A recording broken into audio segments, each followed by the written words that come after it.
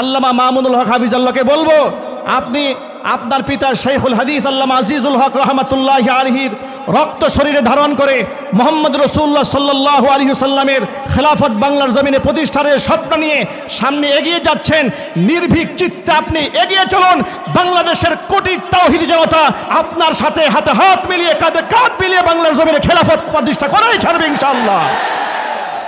আমরা গণভোটের গণরায় কার্যকর করার জন্য আমাদের সর্বশেষ শক্তিটুকু আমরা ব্যয় করব। আমরা আমাদের জীবন দিতে পারি, ১৫০০ সন্তানের রক্তের সঙ্গে গাদ্দারি করতে পারি না। আমরা লড়াই করে আবার কারাগারের অন্ধকার প্রকোষ্ঠে দিন গুজরান করতে পারি। ৩০,০০০ যুদ্ধাহত জুলাই যোদ্ধার আত্মত্যাগের সঙ্গে আমরা বিশ্বাসঘাতকতা করতে পারি না। আমরা বাংলাদেশে রক্ত দিয়ে জীবন দিয়ে যেই ফ্যাসিবাদকে বিদায় করেছি, সেই বাংলার ক্ষমতার মসনদে নতুন করে আর কোনো ফ্যাসিবাদ জন্ম হতে দিতে পারি না। সুতরাং এই বিপ্লব এবং সংগ্রামের উত্তাল ভূমি, বিপ্লব এবং সংগ্রামের উত্তাল এই জনপদ গাজীপুরের জনগণকে আমরা বলবো, আপনারা বা গাজীপুর মহানগরের জেলার প্রতিটি ওয়ার্ড, প্রতিটি ইউনিয়ন, প্রতিটি উপজেলাকে বাংলাদেশ খেলাফত মজলিসের দুর্গ হিসেবে গড়ে তুলুন। আমরা জুলাই বিপ্লব বাস্তবায়নের মাধ্যমে, জুলাই সনদ কার্যকর করার মাধ্যমে আগামীর বাংলাদেশকে ভারতীয় আধিপত্যবাদ থেকে মুক্ত করে সেই ৪৭-এর ভিত্তিতে, ৭১-এর মুক্তিযুদ্ধের চেতনার ভিত্তিতে, ২৪-এর জুলাই বিপ্লবের চেতনার ভিত্তিতে এক নতুন বাংলাদেশ গড়ব, যেই বাংলাদেশে মুসলমানদের হাজার বছরের ইতিহাস, ঐতিহ্য এবং তাদের চিন্তা চেতনা প্রতিফলিত হবে। কোনো আধিপত্যবাদী শৃঙ্খল বাংলার মানুষ আর কোনোদিন সহ্য করবে না ইনশাআল্লাহ। আপনাদের সকলকে আন্তরিক অভিনন্দন।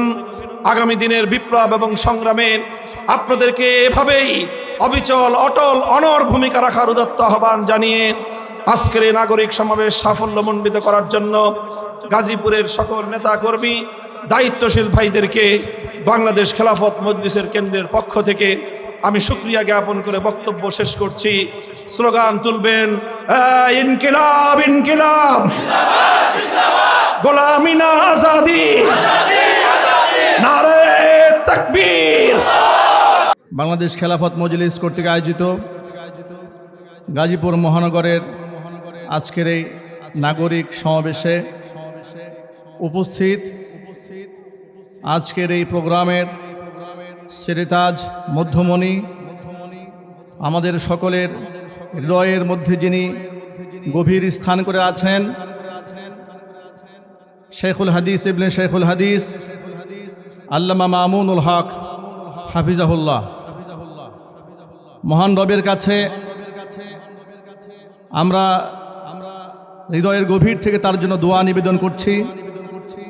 মাজলুম এই আলিমী দিনের নেক হায়াত আল্লাহ পাক দারাজ করেন, তার খিদমাতের ওয়াসাআতকে আল্লাহ পাক বৃদ্ধি করে দেন। আজকে আমি এখানে এসেছি কিছু শোনার জন্য, বলার জন্য আসিনি। এরপরেও যেহেতু দায়িত্বশীল আমাদের মুরব্বীরা রয়েছেন, ছোট্ট করে একটি পয়েন্ট নিয়ে কথা বলতে চাই। যে মুহূর্তে আপনাদের সামনে আমি দাঁড়িয়েছি, ঠিক এই মুহূর্তে বাংলাদেশের পরিকল্পিতভাবে আলেম ওলামা এবং সমাজের দায়িত্বশীল ইসলামিক রাজনৈতিক ব্যক্তিবর্গের চরিত্র হননের এক ঘৃণ্য ষড়যন্ত্র চলছে। অত্যন্ত পরিতাপের সাথে লক্ষ্য করছি, সেই ঘৃণ্য ষড়যন্ত্রের জালে আমরা আলেমরাও আমাদের জ্ঞাতসারে কিংবা অজ্ঞাতসারে আমরা পা দিয়েছি। রাজনৈতিক প্রতিপক্ষকে ঘায়েল করার জন্য চারিত্রিক ব্লেম দেওয়া, মানুষকে দোষারোপ করা, প্রতিহিংসাবশত সম্মানিত ব্যক্তিদের চরিত্র হনন এবং অসম্মান করার যে ঘৃণ্য মানসিকতা অনলাইন সোশ্যাল মিডিয়াতে আমরা দেখাতে শুরু করেছি। শুধু মাইকের সামনে খেলাফত কায়েম করব এই স্লোগান দিলে এই চরিত্র নিয়ে আমরা আগাতে পারবো না। আমাদের বক্তব্য বড় পরিষ্কার, ইসলাম আখলাকের উপর প্রতিষ্ঠিত হয়েছে, হিংসা বিদ্বেষের উপরে ইসলাম প্রতিষ্ঠিত হয়নি। উসওয়ায়ে হাসানা নবী করিম সাল্লাল্লাহু আলাইহি ওয়াসাল্লামকে মহান চরিত্রের উপর প্রতিষ্ঠিত করে আল্লাহ পাক গোটা বিশ্ববাসীর জন্য যে মেসেজ দিয়েছেন, তার উম্মত হিসেবে আমরা আলেম উলামাদের সম্মান শ্রদ্ধাকে যদি আমরা নিজেরাই না করি, তাহলে এই সমাজের মধ্যে হিংসতা বাড়বে, প্রতিহিংসা বাড়বে, শতদলে বিভক্ত হয়ে আমরা দুর্বল হয়ে পড়ব। মাদ্রাসার আলেম উলামাদের নামে মিথ্যা প্রপাগান্ডা বলাৎকারের নামে ছড়িয়ে দিয়ে গোটা দেশ ভাইরাল হওয়ার পরে পরের দিন জানা যায় এই ঘটনার সাথে তার ন্যূনতম কোনো সম্পর্ক নেই। কিশোরগঞ্জের আলেমের ঘটনা তার মধ্যে উল্লেখযোগ্য, ফেনীর এক মাদ্রাসার শিক্ষকের ঘটনা তার মধ্যে উল্লেখযোগ্য। দু একটি সত্য বিচ্ছিন্ন ঘটনা নিয়ে আমরা সেটা বলবো না। আমরা স্পষ্ট ভাষায় বলেছি, বলাৎকারের ঘটনার সাথে জড়িত তিনি আলেম হন, পীর হন, মসজিদের ইমাম হন, কিংবা প্রফেসর হন, আইনজীবী হোক, ব্যারিস্টার হন, রাজনীতিবিদ হন, যে হন না কেন, তার সর্বোচ্চ শাস্তি আমরা মৃত্যুদণ্ড দেখতে চাই। কিন্তু ভোলা পানিতে মাছ শিকার করতে দেওয়া যাবে না। ষড়যন্ত্র করে নিরীহ আলেম ওলামাদের নামে বলাৎকারের অভিযোগ তোলা হবে। আর দিনের স্বপ্ন যারা লালন করেন, ইসলামপন্থীদেরকে ঘায়েল করার জন্য চরিত্র হনন করে মিডিয়া ট্রায়াল দিয়ে মানুষের সামনে তাদেরকে তুচ্ছ তাচ্ছিল্য করা হবে।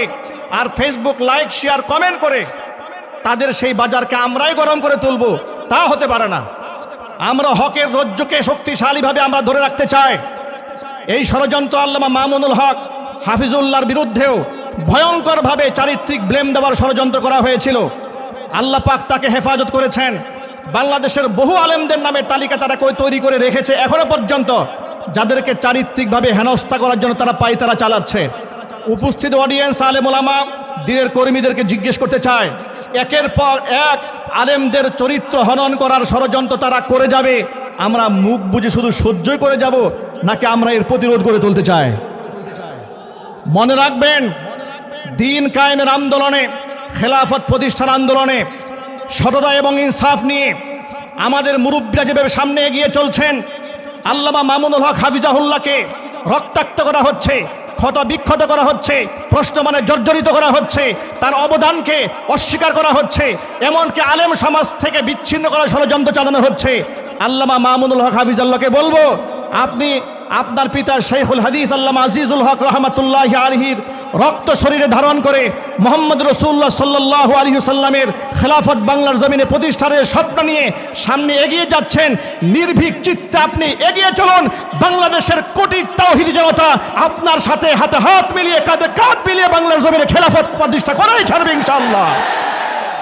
গণভোটের গণরায় বাস্তবায়ন সহ নগর জীবন, নাগরিকদের বিভিন্ন সংকট নিরসনে দাবিতে বাংলাদেশ খেলাফত মজলিসের কেন্দ্র ঘোষিত কর্মসূচির অংশ হিসেবে আজকে গাজীপুর মহানগরী শাখার উদ্যোগে আয়োজিত নাগরিক সমাবেশে উপস্থিত সভাপতি, উপস্থিত বাংলাদেশ খেলাফত মজলিসের কেন্দ্রীয় নেতৃবৃন্দ, জেলা মহানগরী দায়িত্বশীল ও বিভিন্ন তৃণমূল থেকে সমবেত আমার প্রাণপ্রিয় সংগঠন বাংলাদেশ খেলাফত মজলিস ও তার সহযোগী সংগঠন সমূহের দায়িত্বশীল নেতা কর্মী ও সর্বস্তরের গাজীপুর জেলাবাসী, আমরা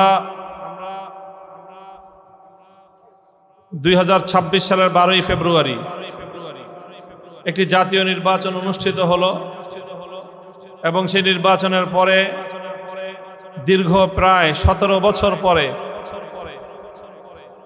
জনগণের ভোটে নির্বাচিত একটি সরকার ক্ষমতাসীন হয়।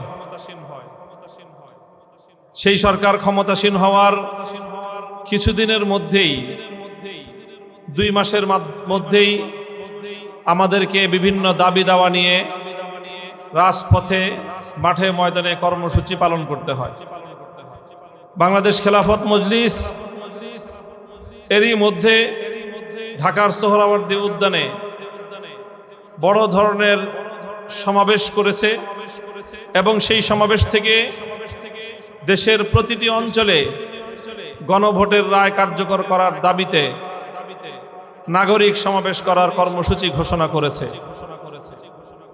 প্রায় প্রতি সপ্তাহে একাধিক জেলায়, একাধিক স্পটে বাংলাদেশ খেলাফত মজলিসের এই কর্মসূচি পালিত হচ্ছে তারই ধারাবাহিকতায় আজকে ঢাকার সংশ্লিষ্ট বৃহৎ জনপদ, বৃহৎ সিটি কর্পোরেশন এই গাজীপুরে আজকে এই নাগরিক সমাবেশ পালিত হচ্ছে।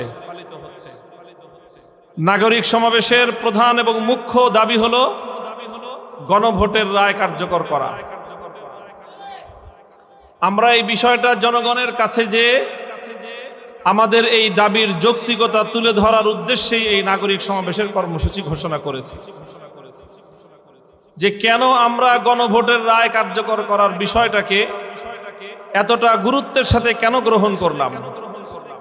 এই কেনর জবাবদিহিতা করার জন্যই আমরা নাগরিকদের দুয়ারে দুয়ারে হাজির হচ্ছি। প্রিয় ভাইরা আমার, গণভোট অর্থাৎ জুলাই সনদ বাস্তবায়ন, গণভোটের রায় কার্যকর করার অর্থই হলো জুলাই সনদকে বাস্তবায়ন করা। আপনাদের মধ্যে এটা প্রশ্ন তৈরি হতে পারে কারো মধ্যে, যে জুলাই সনদটাকে বাংলাদেশ খেলাফত মজলিস এত গুরুত্ব দিচ্ছে কেন।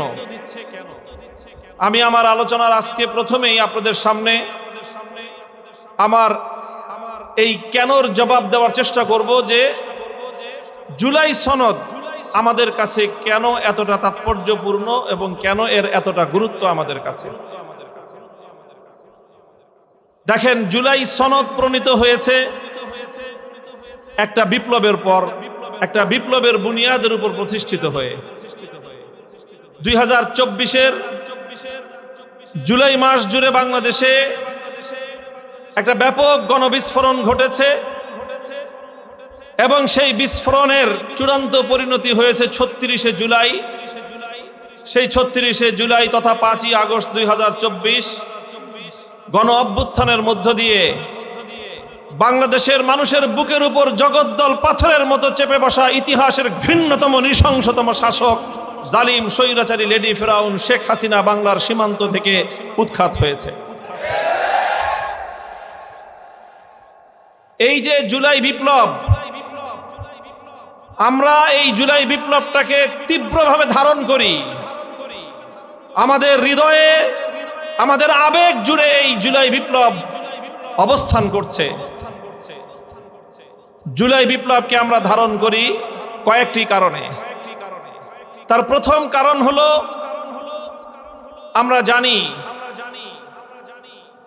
এ কথা দিবালোকের মতো পরিষ্কার, কোনো বিষয়ের জন্য, কোনো ঘটনার জন্য যার যত রক্ত যায়, যার যত ত্যাগ এবং কোরবানি স্বীকার করতে হয়, সেই ঘটনার প্রতি, সেই জিনিসের প্রতি তার মায়া এবং মমতা তত বেশি হয়।